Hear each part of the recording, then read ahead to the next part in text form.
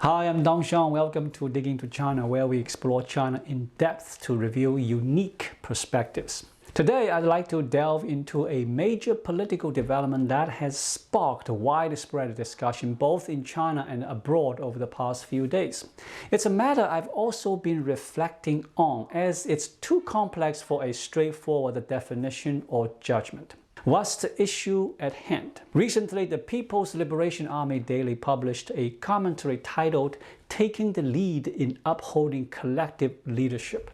This title is bound to spark reactions not only among Chinese citizens but also among foreigners familiar with Chinese affairs. In today's political system, the most prominent indicator of what many see as a regression is Xi Jinping's shift away from collective leadership towards centralized authoritarian rule. The term collective leadership has been absent from public discourse for years, especially in the military. In the past, the military emphasized loyalty to the party.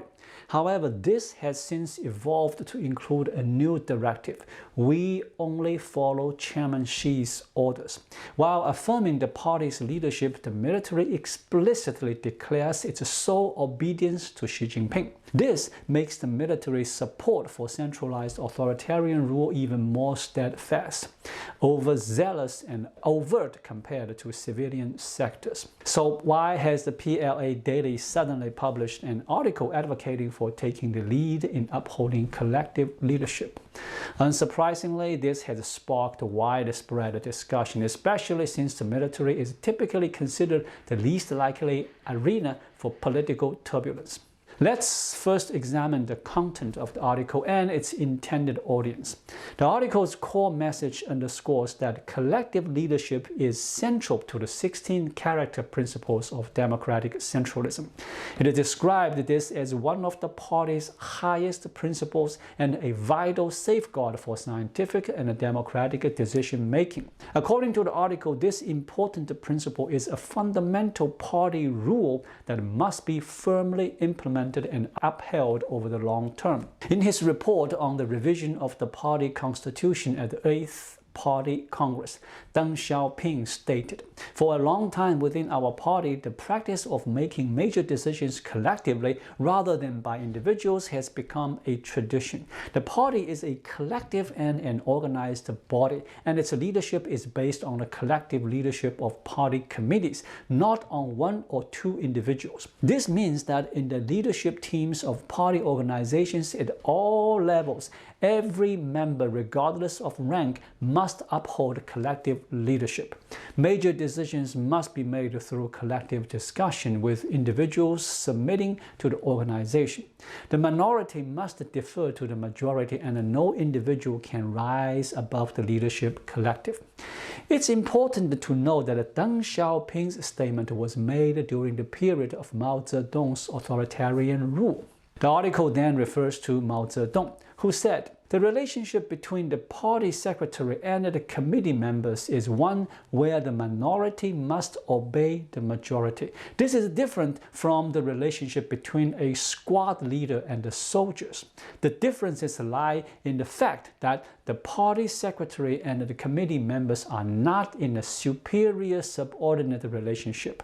The party secretary is an equal member of the party committee." As you can see, the article also references Mao Zedong, who argued that the party should not adopt centralized leadership or one-man rule. He emphasized that within the party there is no superior subordinate relationship. Such hierarchies only exist in administrative context. This is why Mao advocated for collective leadership. The article also references Xi Jinping, who emphasized at the Central Military Commission's Party Building Conference the need to implement a system of division of responsibilities under the unified collective leadership of the party committee. He stated that all work should be placed under the party committee's unified leadership, with all key decisions made through the committee's research and deliberation. He also stressed the importance of promoting democracy to ensure decisions are scientific, comprehensive, and accurate. After the publication of this article, it has generated a widespread discussion both within China and internationally. What kind of shift is this? Is it against Xi or in support of him? The situation is still quite complex. I have some thoughts to share with you regarding this mysterious and fascinating commentary from the PLA Daily. First, the public reaction seems rather unusual. Was this assessment correct or not? Is it truly abnormal? I believe the public's immediate response is accurate. While we may not fully understand the context behind the PLA Daily's commentary, even an elementary school student could sense that the article is unfavorable to Chairman Xi. It's widely recognized that Xi Jinping has broken the principle of collective leadership within the Chinese Communist Party, particularly in its decision-making processes. Under the leadership of Deng Xiaoping, Jiang Zemin, Hu Jintao, and Hu Yaobang, no one dared to advocate for one-man rule. Xi Jinping is the only one who has called for it. Regardless of how the article is interpreted, its title and content clearly send a message that is unfavorable to Xi Jinping. People are likely to associate it with Xi's push for one-man rule, even if the PLA Daily later tries to explain or soften the message, claiming that Xi himself does not oppose collective leadership. It's clear that in the current sensitive context, when there is a widespread dissatisfaction with Xi's political regression, discussing collective leadership is certainly detrimental to him. Some people in China believe that this article is not anti-Xi and is just a standard piece of official propaganda, but I disagree. If you don't believe me, try posting on a Chinese social media platform like Weibo discussing collective leadership and opposing one-man rule. You'll likely find your post deleted and your account banned. This leads me to believe that the article is indeed unfavorable to Xi Jinping. Second, while the article emphasizes collective leadership and opposes one-man rule, which works against Xi Jinping, does this automatically mean there are individuals within the CCP and the military who oppose him? I believe there are certainly people who oppose Xi, but whether this opposition will coalesce into an organized faction or lead to concrete actions is difficult to predict. However, it cannot be entirely ruled out. Some critics argue that since Xi Jinping is clearly pushing for one-man rule and a party dictatorship, the PLA Daily's emphasis on collective leadership is a direct challenge to him. However, I don't think that's necessarily the case. This should be understood within the context of the CCP's internal culture and history. The CCP has always been known for saying one thing and doing another, and Mao Zedong was no exception. For instance, while Mao urged people to endure hardship and toil, he enjoyed a life of luxury in Zhongnanhai compound. Similarly, since Xi Jinping took power, he has often followed a pattern of saying one thing and doing another, or allowing others to follow one path while he pursues a different one. Let me give you a few examples. After the 18th Party Congress, Xi Jinping mandated that the children of Central Committee members be recalled from abroad as part of his security protocol. However, his own daughter was allowed to remain in the United States, exempt from those rules.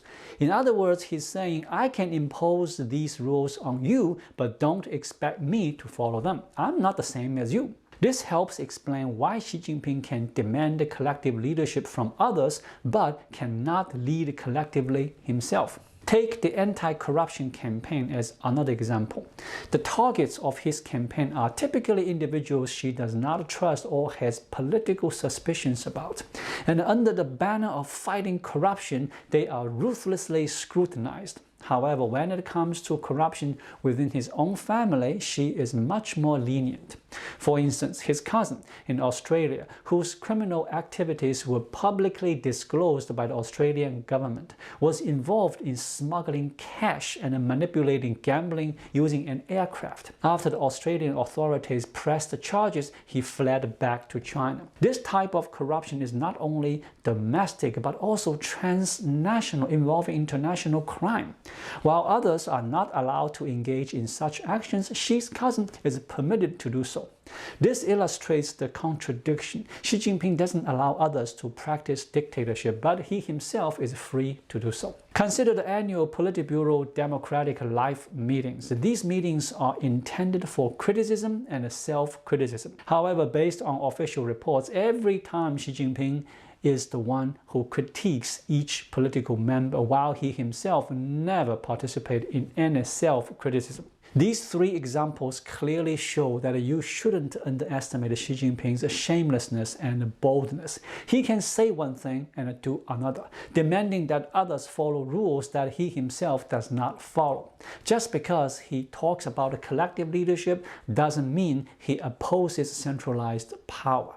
You need to differentiate whether he's speaking to others or to himself. Over 99% of his words are directed at others, holding them to certain standards. Therefore, you can't expect Xi to follow the same rules he sets for others, because he doesn't see himself as someone who should be controlled or restricted. Third, a recurring trait among Chinese rulers throughout history is their tendency to impose strict rules on others while being lenient with themselves.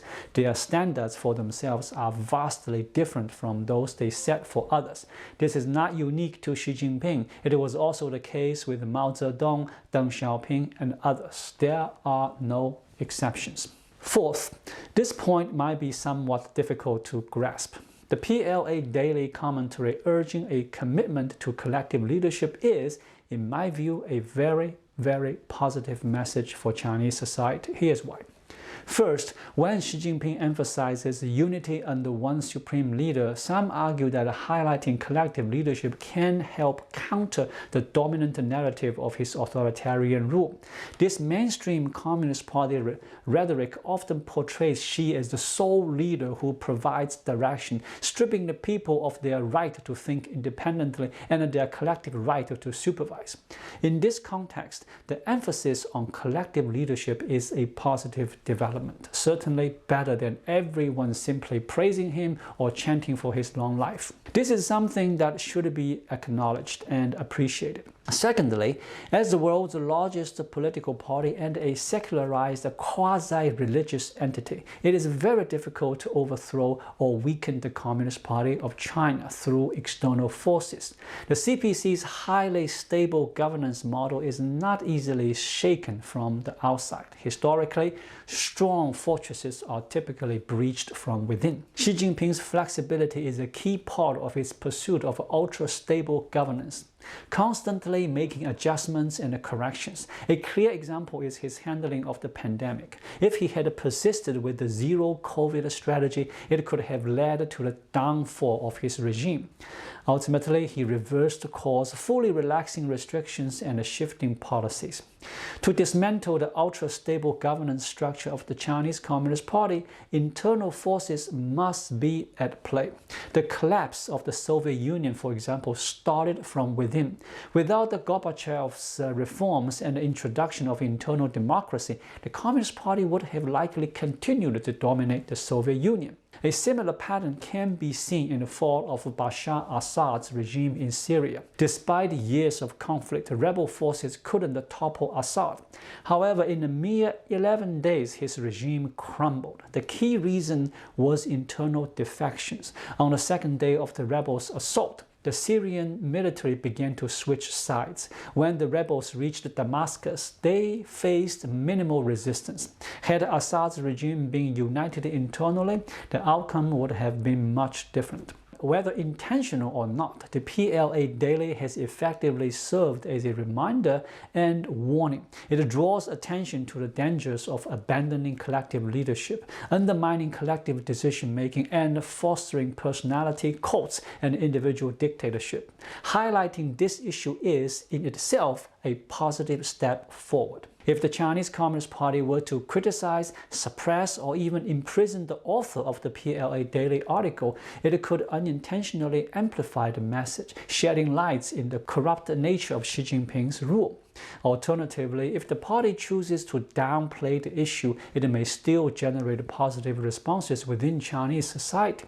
Public sentiment opposing personal dictatorship and personality cults and advocating for collective leadership would likely grow. This could eventually lead to the emergence of a true opposition faction within the CCP, fostering genuine reformers. If you are unhappy with the CCP's authoritarian rule, it's important not to dismiss or belittle the differing voices within the party. True, fundamental change in Chinese society will likely come from reformist forces within the party, which could lead to an end to this kind of governance.